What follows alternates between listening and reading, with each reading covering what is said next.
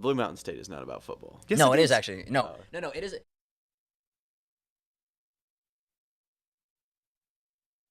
Shut up, you're gay. Sorry.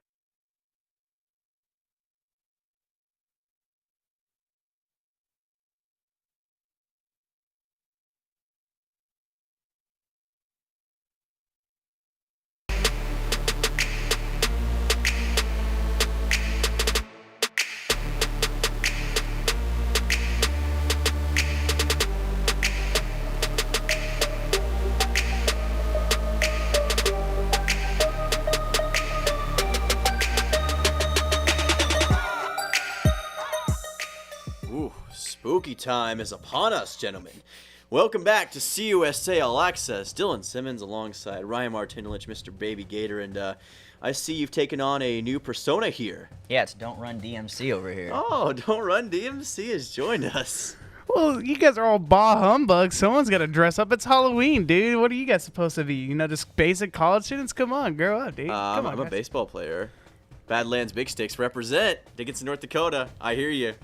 I'm just me. And Yeah, I was anywhere about to say. else I'd be a 3. So I don't All know. right, all right. You're not Oh. enough, okay? But look, guys, it's Halloween. All right, you got to go out. You know, I can't trick or treat anymore. I'm 21. And, well, I can, but you know, I'm not gonna get a lot of candy. It's gonna get a lot of weird looks. Yeah, they're gonna be like, man, what are you Especially doing? with vanilla ice cream over here. I mean, All right, Do you get any trick or treaters at your house? I do. I mean, I live in like at my parents' house. We live in a neighborhood, so yeah, we get a lot of trick or treaters. So I've kind of just take on the persona of either I take my nieces out trick or treating, or I just stay back and hand out candy. But yeah, I love dressing up. I love anytime I could be a little silly little goose. I like doing it. But yeah, we're entering that perfect time of the year, the trifecta of holidays. You got Halloween tonight. Mm-hmm. Next month you got that Thanksgiving dinner. Oh, that plate's already looking Yeah, it's so looking good. sweet. And then you got Christmas. Who doesn't love Christmas? Christmas is also. And then you also have Hanukkah. Shout out to Hanukkah out there. Yep. But I love all the holidays. I'm a big holiday person. well, bah humbug, you know. Oh, no. Humbug here. Here we go. Let's We get got let's talk about college football, Ebenezer's right? screwed. Okay, yeah, college football. One thing that is gone in this holiday season is weekday CUSA. It's gone. It's buried. It's done for 2023. It But you know came, what? it saw, it conquered, sort of. It did. But I think it was a good thing overall, and I kind of want to start it off with that because I actually think that weekday CUSA was a good thing for the conference. I was a little pessimistic at first, but here's what I'll say. It gave the conference kind of an unprecedented national spotlight that they never really have had before, at least not to this degree. And it got really good games on a national broadcast. Like I remember Sam Houston Jacksonville State was a good one. We had UTEP Sam Houston last week. That was a fun one. I watched all of that. And then you had Jacksonville State Liberty. That was another great game. So I think we've seen some good games with weekday CUSA, and it's allowed the conference a new audience that maybe wouldn't have been there. So I know that guys like, Dan, our supervisor, may have been a little pessimistic about it. He doesn't like the weekday games, but I think it's been a good thing for the conference. But have you guys enjoyed weekday CUSA? I mean, I just like football in general, so it's nice to get any kind of football, whether it's on a Tuesday or it's on a Saturday. Yeah. And it may have brought in a few more thousand fans, especially with Liberty and Sam Houston and Jacksonville State joining the league. But any kind of college football is going to be a great experience, whether like a weekday or weekend. That's all that matters. College football. Well, yeah, I mean, I gotta agree. I thought of it this way, okay? So you have your Sunday games slated, all right? Then you start the new week. You got Monday Night Football, and we looked at it. You had Tuesday, you had Wednesday, Yep. CUSA action there. Then you go to Thursday Night Football, and then you might get lucky with the Friday. You got high school games are broadcasted on Fridays, and then you have Saturday where it's majority of the college slate, and then you're back to Sunday. A full week full of football? How can you not love that? Pretty good. And I get for the people that cover these teams and are media personnel with them, it can be a little tough on you because say for example you just played on Saturday and then you got to go turn around play on Tuesday. You got to go travel. That's hard. It's a quick turnaround, which it can be hard for these teams. And so as a fan and a viewing experience, it's fun, yes, but to the people that work in it, I could see why it's a little trouble. It's because on the players it's a long season, and these quick turnarounds can lead to injuries, and it's not you never want that to happen. But as a fan, I like it. But again, I could see why people don't. So, you got to play both sides of it. Pros and cons. Absolutely. I mean, as we've seen, though, Weekdays USA is no more. It's Maction's turn to take the spotlight. There's some action going on tonight, right? We got Toledo, and they're playing somebody. Buffalo, yeah, Buffalo, and then NIU, Northern Illinois, is playing Central Michigan. So Maction's back, so you can watch that. But I would suggest to stay here because we got more awesome stuff coming up. So speaking of Weekdays USA, though, there were some games played last week, and there were a few fun ones. I remember Liberty Western Kentucky was a good one that Yeah. I saw. I mean, what did you guys think of the overall action? I just proved our points earlier, and I think that overall consensus is Liberty is the number one team in Yeah. CUSA, and they control both sides of the ball really well. They have a tremendous air defense that can force turnovers. Didn't really see too many of that against Austin Reed. Still threw for about 370 yards. He but did. I mean, Caden Salter, I think 4 total touchdowns. That ground game, 323 total rushing yards. That's kind of what we've seen the last couple of games with Liberty. They've really relied on that ground game, and then threw in a few passes for Salter in the air. But yeah, Quentin Cooley, Caden Salter doing pretty much everything on the ground game. Dangerous men. Yeah. I just, when watching the game, I knew you're going to see two high-powered offenses, but I knew Liberty had that edge on defense because last time I checked, Western Kentucky ranks near the bottom pretty much for Yes. defensive stats. And so I knew it's going to be, if Western was going to come out on top, it wasn't going to be, 13-10. It was going to be that Rams, Kansas City Chiefs-esque type game where it's just shootout after, shot after shot to the end zone. Just no one could get a stop. Yeah. But Liberty was able to buckle down and, hold the Hilltoppers to very limited action up until the fourth quarter. But even in the fourth quarter, for every touchdown Western scored, Liberty answered right back. So by the time, it was just too much of a hill to climb out of. I mean, entering the fourth, I think it was like 21-10. So you're already down 11 there. And then, again, Western could not get off the field on defense. No. They were just constantly just couldn't stop Caden Salter. He was, dominating in the air, had no turnovers on offense. So they just played a perfect offensive game for Liberty. And unfortunately, if you're a Western fan, it's just one of those games that you can't blame anyone but yourself there. That's just like, you got to get stops. It's not just offense. You have to get stops in the field, and they just couldn't. Yeah, I think this comes back to the Western defense. I mean, they've been struggling all year long. It's no secret. They're 127th in total defense, and they're 127th in rushing defense. To put it in layman's terms, they were not set up to win this game because they didn't have the defense to sustain themselves, no matter how good of an offense you had. And Austin Reed, he threw for, I think it's over 370 yards, right? 365 passing yards, 4 touchdowns. So it's not like he played bad. But the problem was, when the defense can't stop the run, you're going to be in trouble. It's like John McKay once said, the head coach of the Buccaneers. Can't stop a pass or a run. Otherwise, we're in great shape. And that's kind of what happened to Western Kentucky. Their defense couldn't stop what Liberty was doing, and it wasn't set up to. And Salter, he didn't have a bunch of passing yards. He had 169, but he got 3 touchdowns off of that. He struck when he needed to. He had 117 rushing yards. That's a crucial part. Quentin Cooley, 76. Aaron Bedgood, 68. They have so many offensive weapons on the ground that it's going to be hard for anyone to really take them on and stop this rushing game. 323 rushing yards, that's too much. And they prove that they're just that good of a team, and it's going to be hard for anybody to really compete with them from here on out. Yeah, I mean, top 5 offensively in numerous categories in the FBS. 4 games left before we hit, conference championship season. Yep. And they are pretty much looking like the number 1 team. And at the moment, given the fact that Jacksonville State is ineligible, it's probably going to be down to them in New Mexico State. Yep. Especially with how great Diego Pavia has come around, especially in CUSA play. Yeah. They're 4-1 in CUSA right now, and he leads their team in, of course, total touchdowns, passing yards, and rushing yards. So he is being the dual threat, the one-man band that the Aggies need for him right now. That's a perfect transition, too, because guess what, guys? Middle Tennessee is back in action on Saturday this weekend, and it's the Blue Raiders versus New Mexico State. And, Matt, I'm sure you have some feelings about that. What are you seeing in this matchup, and what are you thinking of the Blue Raiders right now? So, okay, coming off a bye week, you should be prepared, right? Yeah. We all think that. We see it on no matter what level, the NFL, college. Coming off a bye, this is when you are at your top because you had a full long week's worth of rest of just solely, practicing, getting ready for this game. But you're also, what I saw, yes, they lost against Liberty, but it was a one-possession game. They were right there. Yep. And you look at it, and it's like, if this team could have played just like this, just enough, just like this, all season long, your season could be totally different. You could be potentially talking about you beat Mizzou early on in the season. I mean, you played the best team in your conference to the last minute. You literally one touchdown score. I'm pretty sure it was like 42-35, if I'm not mistaken, for the score. Yes. And then you're one possession away from beating Mizzou on the road. That could change your whole entire season. This is the team I wanted to see. I wanted to see competitive football. And coming off of that game, you have to be riding high. I know they say there's no moral victories in sports. I'm sorry, there is.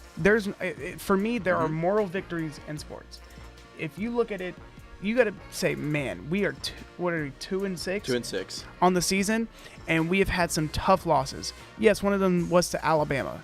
I'm not faulting you for that, but the Western game, that's your rival. You need to play. That needs to be a better outcome game. But after seeing what I saw against Liberty, I honestly think they can turn their season around. Now, I'm not saying it's going to be something magical run, to the championship game, but it's just, you want to finish the season on the high note. I think of it as the Lions from a year ago, where they started like 1-6, and then they turned around, and then you knocked off the Packers in Lambeau. Oh no, don't bring that up, Matt. So you just have to, you want to end the season on a high note. You want to see, you take this as a learning season. You had a new quarterback, and he's still trying to get his feet under him, which honestly, what I've seen out of Nicholas Vadiato has been it's been amazing. I love what I see out of Vadiato. Kid's got some skills. I'm all for it. But the conference is just going to keep getting better and better.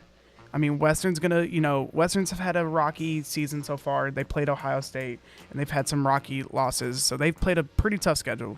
But Jacksonville State still is going to look good. And I promise you, New Mexico State is still going to keep improving. And so it's just, at the end of the day, you have to have improvement. But as for this game coming up, I really, honestly, I think this is a game that the Aggies are going to be ready for. I think the Aggies are ready to play. They finally have found their, calling. I mean, Diego Pavia has been unstoppable these last couple of games. Yeah. He's been brilliant.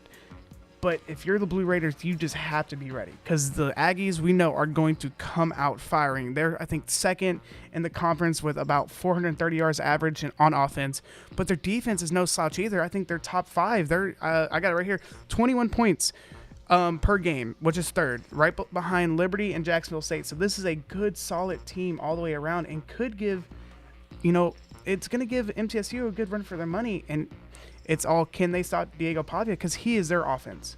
At the end of the day, he's obviously the quarterback, so he's going to be passing the ball around, but he's their leading rusher too. Yep. So you have to stop him, but if you can't, it's going to be a tough game for Middle Tennessee to take down the Aggies.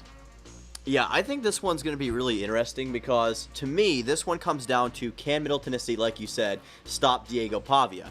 I think he's the conductor of this offense. He's the one that makes everything gel for the Aggies. And Middle Tennessee this season has struggled against those kinds of quarterbacks. We saw what happened against Austin Reed. He was able to really take apart that defense. Right now, Middle Tennessee is 8th in most statistical categories in Conference USA defense. So they're going to have to fix that. Pavia's got 1,896 passing yards and 594 rushing yards. Very balanced attack. He's a threat both with his arm and with his legs. So the guy knows how to get results. He knows how to get the job done. And we've seen him find a way to win games that he may not have been able to win under other circumstances. He's found a way to find that clutch gene, for lack of a better term, and get the victory. And you've got to factor in this too. This is in Las Cruces. It's going to be a long flight for Middle Tennessee. They have not really had to take this big of a road trip all year. So how are they going to do in this new environment, especially with a New Mexico State team that is going to be looking for bowl eligibility and is, like you guys said, trying to clinch their spot in the Conference USA Championship game? Remember, Jacksonville State isn't eligible. So New Mexico State is currently in the metaphorical catbird seat to play Liberty for the CUSA Championship. On the flip side of that, Middle Tennessee is trying to get into a bowl game, and they're in desperation mode because they know that they have to win out. So I think we're going to see some of the most inspired football from Middle Tennessee throughout the rest of this season. This is the big test for Middle. Can they get the job done?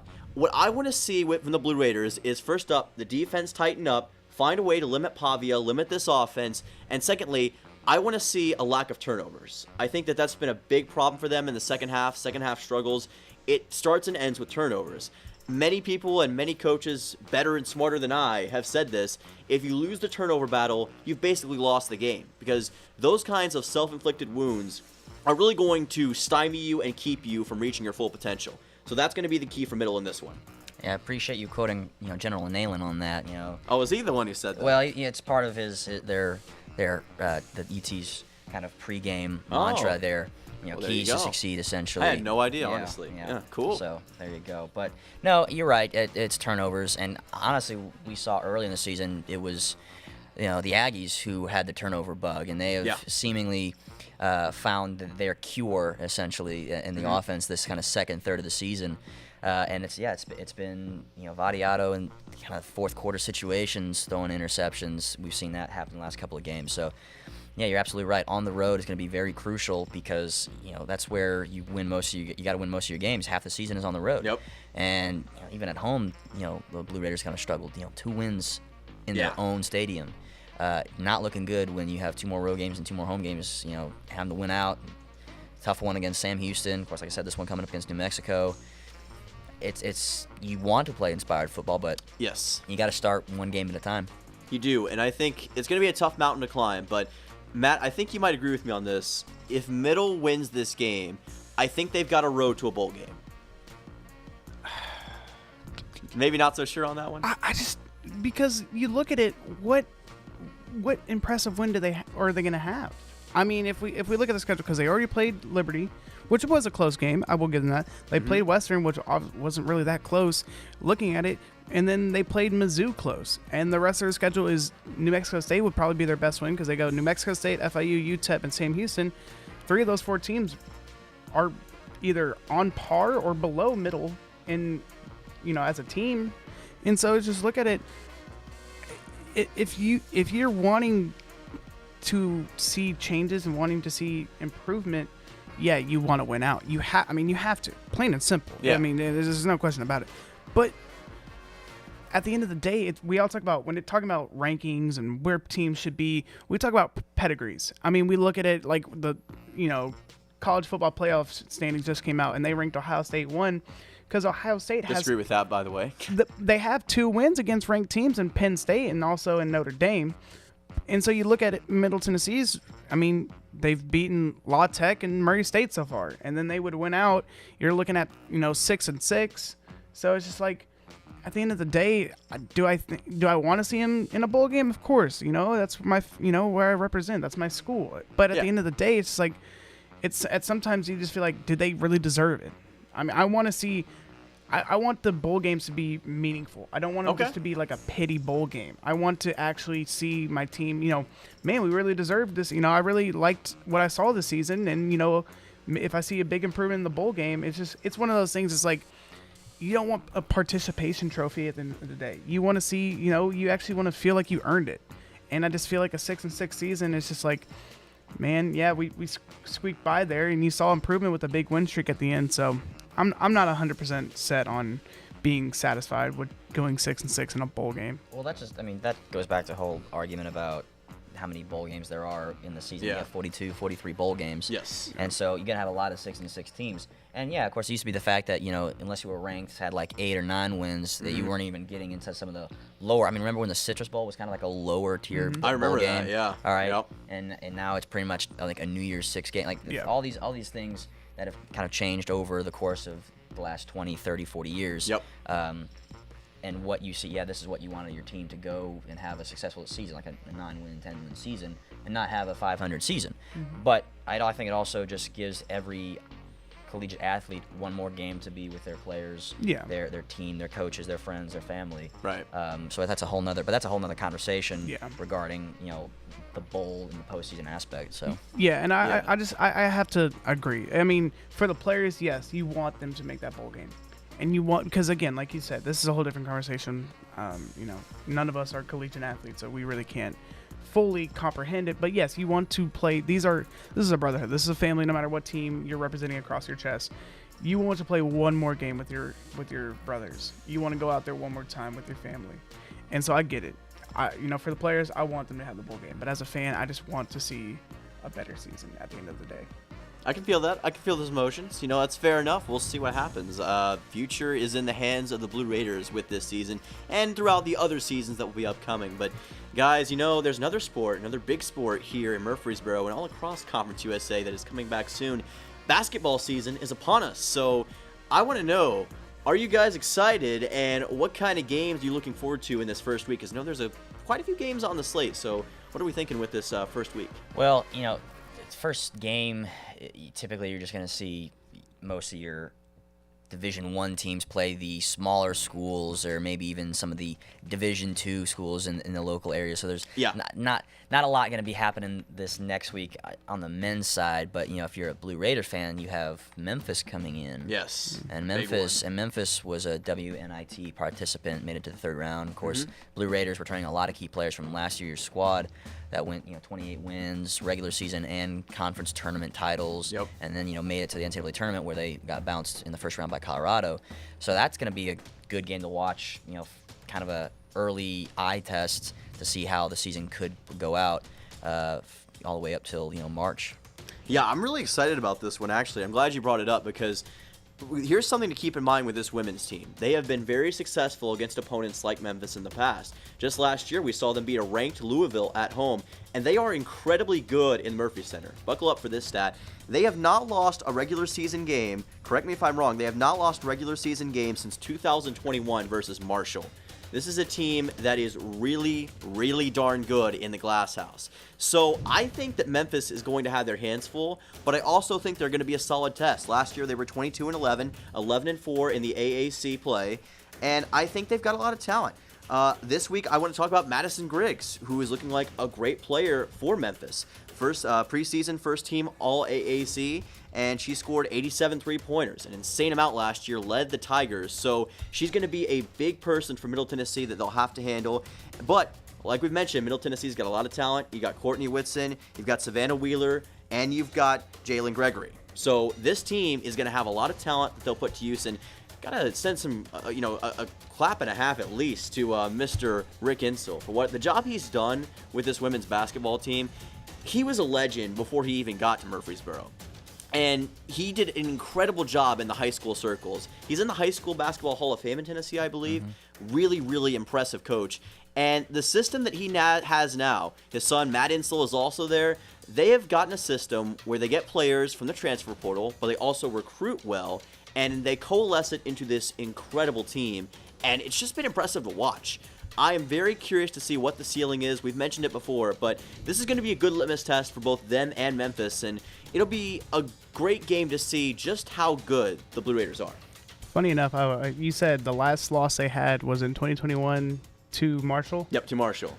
Funny enough, their star player Savannah Wheeler actually that was on that Marshall team that took down the Blue Raiders at Glass House. So that's right. Connection there. But as for the team in whole, I mean, we saw them live in person at Cameron Indoor, and I mean, from what you see in the team, they are very well built. They play great team basketball. It's not like they're just a lot of at times you just see isolation ball.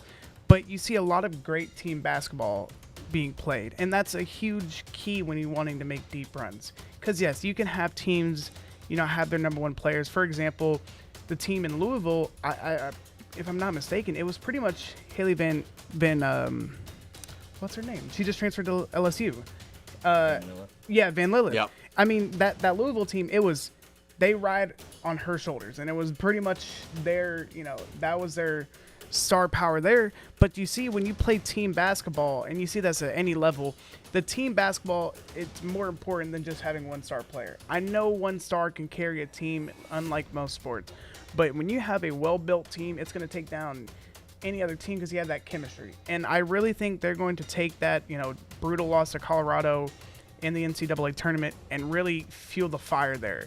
And just because you have Courtney Whitson's in her last season here as a grad student, and you could potentially this be the last year of Savannah Wheeler as well. Yep. So potentially you could be losing 2 star players right there at the end of the season. And just like when it comes to any sport, you don't want your stars to go out at the bottom. You want them to go out on top.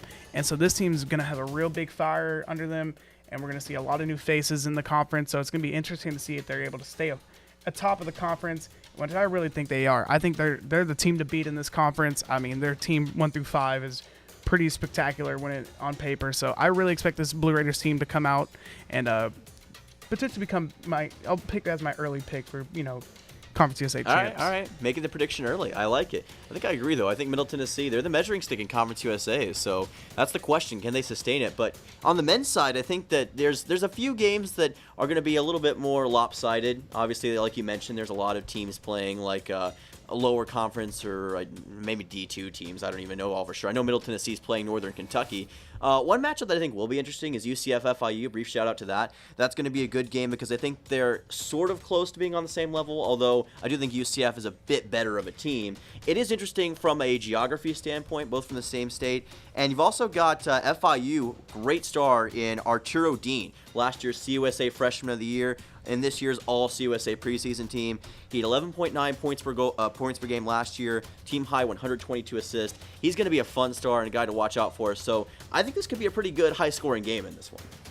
Yeah, and of course this is a game where Central Florida, if I'm not mistaken, has been a former CUSA team. Right. Back long before we even got into high school. In the Big 12 now. And now in the Big 12, Yeah. representing Power 5 teams, and it's very important that for UCF to get on the right track to beat the likes of FIU, given how difficult the last few years have been for a team that had so much success in recent years under Coach Dawkins, going to the NCAA tournament a few times, but have seen darker days. So very imperative to start off with a win for either team, especially FIU. Of course, start out with a Power 5 win. Yep. That's going to give you a lot of momentum going into the rest of your non-conference slate. I think both the teams are kind of in desperation mode, which makes that game so interesting. So keep an eye on that. By the way, for the matchups when they're happening, Middle Tennessee's playing Memphis this Monday, November 6th at the Glass House. So, for all the Murfreesboro folks who listen to the podcast, going out to that game is going to be a great atmosphere. I think we've all been at least once, and we know how fun it is. So, going to be a fun week of Conference USA basketball action. Can't wait to see how it all works out. But there's also there's really a lot of action going on in Conference USA right now. So of course we always talk about some other sports. So guys, I know you've had some pretty good weekends recently. What are some fun things that you've seen in other CUSA sports as of late? Obviously volleyball is a big one. We're getting towards the end of the season. For volleyball, of course, Western Kentucky 23rd in the nation. Really good. Yeah, MTSU. Second in CUSA right now after sweeping the 2-game series against UTEP over the weekend. Yep. Both teams riding near double-digit win streaks. MTSU right now 8 in a row. Of course, if I'm not mistaken, I think 10 of the last 11. And Western Kentucky 17 games in a row, if I'm not mistaken. It's insane. I think it's 17. So tremendous start for that Coach Hudson and his Hilltoppers right now. Of course, numerous weekly awards, and then you had Izzy Vandeweile, Vandeweile, win CUSA Freshman of the Week for her performance over the weekend. So 2 tough teams right now, 1 and 2 going towards the end of the regular season, and probably be 1 and 2 most likely by CUSA tournament. But still 4 games left in the season for both those teams, so who knows? Yeah, just looking at it, I mean, this volleyball, because I got the privilege to call the Middle Tennessee game. I think it was Sam Houston, if I'm not mistaken. This weekend, is it this weekend or is it next weekend? Where the Western game next weekend. Next weekend. So it's gonna be electric because just in the stadium, at Alumni Memorial Gym. I mean, the crowd you felt like you couldn't hear yourself at times. I mean, they get pretty loud. And Taylor Eisert and Adria Rhoda just got both awards this week. Yeah, so offensive player for Rhoda and setter of the week for Eisert. He's 6th in the nation in assists per set. Whew. Yeah. So yeah, I mean this is definitely could be a preview of what you see in the championship game, between the two in the conference. So it's going to be an electric game, and it's just, I mean, you got to give flowers to Western. I mean, the team over there is just, they've been at the top of the game for countless years, and just 17 in a row, no matter what sport you're playing, no matter who you're playing against. It's just, you got to give a round of applause there. But looking into it, you got to take into account MT does have a ranked opponent taking down on their, and that was on the road. Yep. Well, in one of those, Yeah, those, and when- series, those Yeah. like, mini tournament series Against yeah. Auburn. Yeah. So, Yep.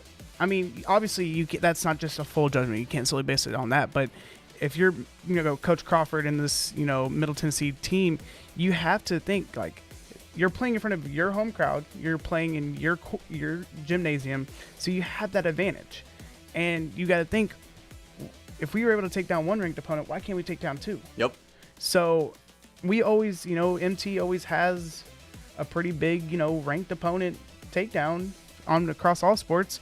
Sorry to beat a dead horse here, but you had Miami in football, and Oh, then no. you had again last year we had the women's basketball taking down Louisville. So this could be that big, in season ranked win for the Blue Raiders, and to take down a team like Western, you got to be riding high, especially at the end of the season where it could come into that tournament play.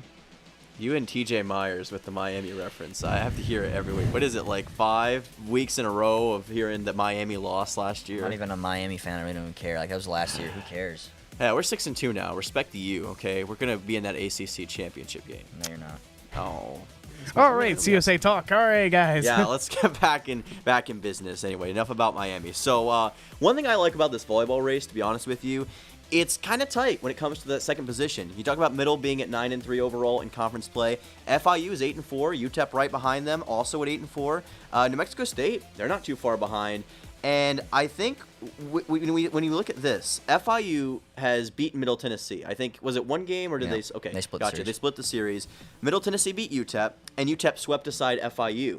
So these teams are kind of equal right now. And what happens if there's kind of that, that tie towards the end of the season? We don't know what's going to happen.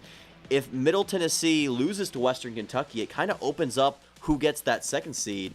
It's going to be a fight to the finish. Yeah. And I think that's what we all want. That's what we all love to see, because those close conference races make the games more entertaining, and they make the games feel more energetic and more high stakes.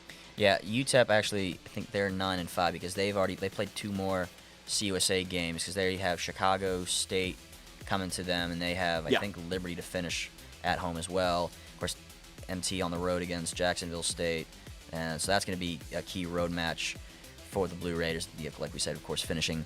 So, yeah, and UTEP already had been swept by the Hilltoppers, so, Yes. if you're Blue Raiders and you at least take one, I mean, that's huge.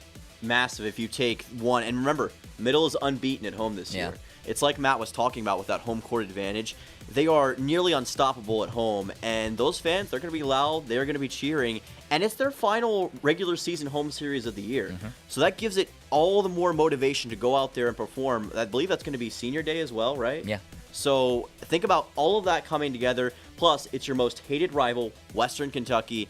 They are going to be ready and motivated to win that game. I think anyone who's within the proximity needs to check that out because it's going to be good. Well, and I remember last year's match because I called it for ESPN Plus, and Western Kentucky traveled well.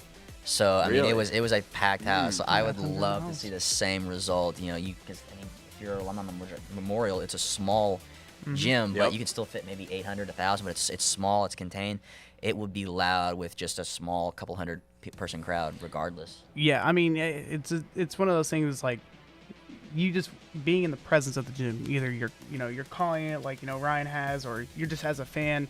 It's a special occasion there. It's going to be I am really interested to see. Definitely, I'm going either as a fan or if I get the privilege to be on the call for that one. Just it's going to be something electric. And again, with it being at MT's campus. Western, again, just it's an hour drive down, south, so they will travel well, like you said. Western travels well for any sports, especially when against Middle Tennessee. Again, that 100 miles of hate, that it's going to be electric, and I mean that place will get packed either in red or in blue. Either way, it's going to be a special night for CUSA volleyball. Definitely, we'll have to check that out if you can in person. If not, definitely one to put on the TV and to watch. Might be the series of the year in CUSA. Going to be a fun one, and maybe even a preview of what we see in the CUSA tournament. Yeah. So a lot riding on that one. I did want to say this, brief shout out to Middle Tennessee Soccer, because they played FIU, their final regular season match of the year. I was on the call for that one. Very glad that I was as well, because Middle Tennessee, I think, played maybe in a complete fashion their best match of the season. A 2-0 victory over the Panthers, and they had a great offense that looked like the offense that we'd been hoping to see all year. They came together right at the end. Of course, it was senior night, so there were a lot of emotions, but we saw the future of this team in Manon Labarge and Eden Qualley. They each got a goal in this match. Looked fantastic. Manon Labarge, she had 8 goals this season, which I believe was 3rd in Conference USA. She puts in some of the most wild goals you've ever seen. Like, it's Lionel Messi-esque, just the form that she takes. So it's incredible to see the development that they made. And by the way, they finished the year out with 2 straight Conference USA victories. So they're getting better and better as the season progresses. And we've seen before how teams that win late in one year can use that as momentum going into the next year, especially since those players, they now believe. So I think Middle Tennessee Soccer can use that to their advantage and be a better team. So who knows what will happen with this kind of victory, guys. Yeah, I mean, I've been checking in on the games, and Labarge has, I mean, she's only started half the games. Yeah. And so just a crazy thing that, you know, what could you potentially see in a full slate of, you know, constantly starting? And it's just like, you see all these highlights. I'm just like, man, I mean, she's something special. I mean, it's really, you know, you have a nice young core there. So you're interested to see. It's been a rocky season for them, kind of a season that you just want you want to be over with. You don't want it to, you know, blast out of your existence, but could be something special to look forward to, you know, going to next season with the young core, you know, seeing what you got. And but yeah, big win for them on senior night, definitely, with the emotions riding high. Yeah, and I do want to say this before we get off of soccer too, because the CUSA soccer tournament does start up this week in Ruston, Louisiana, and guys, it's going to be pretty awesome, because we got 6 teams in the conference tournament this year. Now, the top 2 get a bye. Here's how this works. So New Mexico State and Liberty are both getting a bye. It actually came down to the last day as to who was going to get a bye, because if Middle had lost to FIU and other things had played out, then the Panthers could have potentially gotten a bye. That's why that win was also so significant in the overall CUSA race. And now you've got FIU will be taking on Sam Houston, and Western Kentucky, who was in number 2 in the conference going into that final match, they'll be taking on Louisiana Tech. So it was a race to the finish, and now I wonder, how are these teams going to play, since a lot of them lost to the lower-ranked teams, and FIU was resting a lot of their starters against Middle Tennessee, or at least they were resting their starting goalkeeper, Etizia Vanoli. So how will they respond to that? I know there's always been this argument about rest versus not resting, and I wonder how these teams will do having rested some of their starters late in the season. It's going to be a mad dash. Yeah, I don't think you could have said anything better than that. How do you close out the postseason, try to get an NCAA tournament bid? And you're right, it does sound kind of like a mad dash how things have played out towards the end of the season. So, yeah, very interesting to see how that tournament plays out. It's going to be a really good tournament, in my opinion. Matt, I do want to say, with this shaking out the way it is, do you think that the rest affects FIU or any of these other teams? What's your overall opinion on that? Well, with recent, you know, we had the rest talk with the Atlanta Braves and their first round bye. Yeah. I think that at times rest is needed. Rest is needed, but also it's gotta be in moderation. And I feel like FIU is still going to be prepared. I mean, when you look at it, yes, you want to, when it comes in the postseason, you want to be the team that's hot. You want to be the team no one wants to play, because you guys, no matter what your record says, if you're hot during the postseason, that's when it matters. I mean, but at the end of the day, it's a long season. I mean, these girls are playing, you know, sometimes 3 to 4, 3 games a week, just depending on how your schedule plays out. So your rest is important. Don't get me wrong.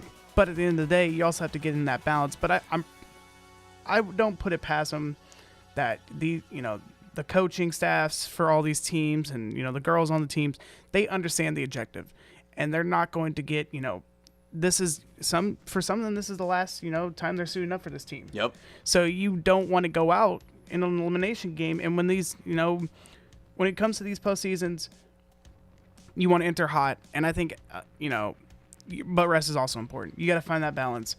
I don't think FIU is going to be affected by the rest. I think that they have a good squad. I think FIU can advance over Sam Houston. But again, you can never say never when it comes to the postseason. It's all up in the air. It's all up in the air, and I mean, who knows what's going to happen with all the chaos we've seen across sports, really. I mean, as we've seen with the MLB playoffs, you never know who's going to come out of where to get themselves a championship. Could be Sam Houston versus Louisiana Tech, something that we're not even expecting. I think that's the beauty of sports, and especially Conference USA sports. It's a lot like the volleyball race. Everyone is kind of so even right now that the whole tournament just feels a lot more special and very, very interesting. So I think for everyone who's a soccer fan and has been keeping up with Conference USA soccer, you've got to watch this. November 1st starts up tomorrow in Ruston, goes on until the 5th, and we'll see who will be the 2023 women's soccer champions. So it should be a fun tournament, all things considered. But guys, any other sports that we've seen that have been highlighted or have had something special happen this week? Blue Raiders won a tournament. A golf tournament, the Daniel Island Intercollegiate in South Carolina. They shot a team total of 10 under in 3 rounds. Final round, they shot 2 under as a team, thanks to Gavin Clements coming in clutch, shooting 5 under, 67. And so they pulled off a victory, kind of wrapping up their fall season. Nice. So that was which city did that take place in? Let's see here. If I can pull it up here, Ralston Creek. Ralston Creek. Ralston Creek Golf Course was where it was played. Let's see here. Yeah, Daniel Island. No idea where that is in South Carolina. I'm assuming somewhere off the coast. Sounds like it would be off the coast. But yeah, they played against the likes of South Carolina, who's usually competing for SEC titles and NCAA titles. Nice. Yeah. So they pulling off a nice little 3-round victory there. So nice. Track and field, cross country, both men's and women's swept the Conference USA championship. So both teams. That is right. Big wins there. Lots of, we had a lot of winning going on at MTSU with the golf and then also with cross country. So you got to give, try to give all the sports their flowers. I know there was a part of me in advance because I will say, Haptamu Geta led all the way for the men's. So again, another bright spot there, but also congratulations to the women as well. Freshman Eleanor Tao impressed there as well in their meets. So again, to both sides, men's and women's sweeping the conference championship. So big wins there. Yeah, I actually wanted to touch on cross country because that team, they're looking really, really good. They swept in both men's and women's. They got the Conference USA championship. They went to Bowling Green, to Kentucky, at the Riverview Golf Course was officially where it took place. Haptamu Geta was awesome, 3rd overall in the men's division. And also Purity Sangha for the women's team. She won the individual CUSA championship, a time of 21 minutes and 1 second. So that's really, really fast. I can't remember, now I have to apologize for this. I can't remember how far it was that they ran, but we can assume it's pretty far. I'd guess maybe something between 3 and 5 miles, or maybe even something longer. I don't know. They run really, really fast. I've run into, I think, a couple of them, just because I run in the mornings, and I'll see them running down the same way, right near D.N.A. Hayes Track and Soccer Stadium, because that's the route I take. And they're really fast.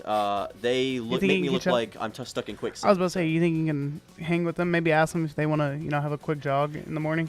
I've thought about that, but then I was like, I like having dignity, and I don't want to lose it. Right. I thought better keep my own dignity and let them be the legends that they are, because I can't stack up to them, and I love running 5Ks, but I'm not on their level. So there's a reason I'm not on the team. I'm going to let them take the advantage on that one. But, there was a guy, Houston Chapman, who ran against one of those track stars one time. It's on one of our MTN. How did he fare? Vaults somewhere. He did not fare as well. He kind of fell behind. No disrespect to our man Houston. Good guy. Former MTN sports director, but unfortunately didn't work out for him that day. But, it just shows that MTN Sports has a lot of people who are willing to try and are willing to be athletes. So I think we're all athletes to some degree, right? I don't know, man. Absolutely, yes. I'm a doctor just because I've read one page of a medical textbook. Yes. And because I run from my car to, say, a McDonald's, I'm an athlete. Hey, you're a pretty good golfer, though. Good enough. Good enough? Good enough.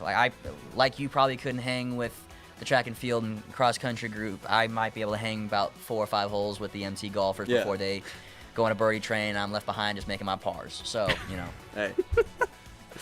If you know, I probably should. I'm not much of an athlete. I mean, baseball, I I handle my own on the field. Probably not in the batter's box or on the mound, but on the field I could probably handle my own on the defensive side. Definitely not on tennis. Tennis is love the sport, but definitely not my cup of tea when it comes to tennis. But yeah, baseball, don't tell them about that one time you played tennis. Yeah, baseball. I'm a good defender probably, but not a. It's probably about it. Yeah, I'd probably get blown away with just 3 heaters down the middle. I ain't catching it, and if I get on the mound, it's like BP. So I'll stick to the field. Legendary softball coach, though. Everyone should watch Coach Matt. He's very, very good when it comes to getting the people inspired. But we went way off topic there. Jeez. Anyway, It's okay. moving on. They're going to be playing in. They're going to be running in Gainesville, Florida, at the NCAA South Regional on Friday. So good luck to them. And shout out again to head coach Keith Roman. Has done an absolutely fantastic job with this team, getting in recruits, building them up. They're a legit team, and they need to be respected.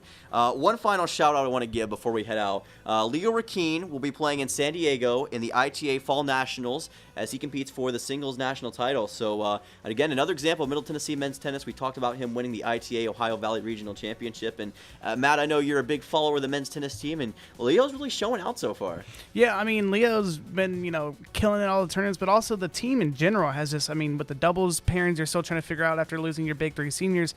From what I've seen, it's been a lot of success, especially with some of the freshmen, coming in. It's a completely different team from what we've seen in the past. So it's very interesting, but, you're just glad to see, Leo Raquin has been dominant so far on the court. I'm really wanting to see him, back at ATC, when the season comes on. But from what I've seen, the team looks pretty well, it's a well-oiled machine, led by Coach Jimmy and Coach Callie there. They know what they're doing. They know the players that they want. They want to build the foundation that they want to build. And with that new stadium coming in, I know Coach Jimmy is very excited to get his boys out on that They're court. making good progress on it, too. Yeah, it's gonna look really nice. I'm really interested to see how that turns out. But I really think this team is bound to be able to maintain their high status in the CUSA, but also on a national stage. So interesting to see what comes into the spring. I'm excited to see what all is going to go down with this team. And Leo, he's a very talented player. From what we've seen already this year, he is showing his ability. He is showing that he was a great addition to the team. Coach Jimmy got him out of the transfer portal. He's a senior, so he doesn't have that much eligibility left, but he is going to be a valuable asset to this team, and I think he's going to keep them right at the level they are. I think there were some doubts from people like, hey, is this team going to be as good as they were a year ago or a few years ago, because they've lost a lot of their talent. A lot of them graduated or transferred, or something else might have happened. But at the end of the day, Jimmy has done a great job of building this program back up, and they're going to be in position, I think, right there with the championship, as we mentioned so many times. So great to see men's tennis and Leo doing great things. Best of luck to him in San Diego. So, guys, any final thoughts before we send them out? Happy Halloween. Have fun trick-or-treating if you're still out there. Of course, why not? You got to get as much candy as you want. You go into the last house says no. And, some people like to give out candy pretty late, but I can't trick-or-treat anymore. I'd love to trick-or-treat, though. You're never too old to trick and treat. Oh, yes, you are. Well, if you're 30 and trick-or-treating by yourself, you may need to stop. Well, yeah, let's...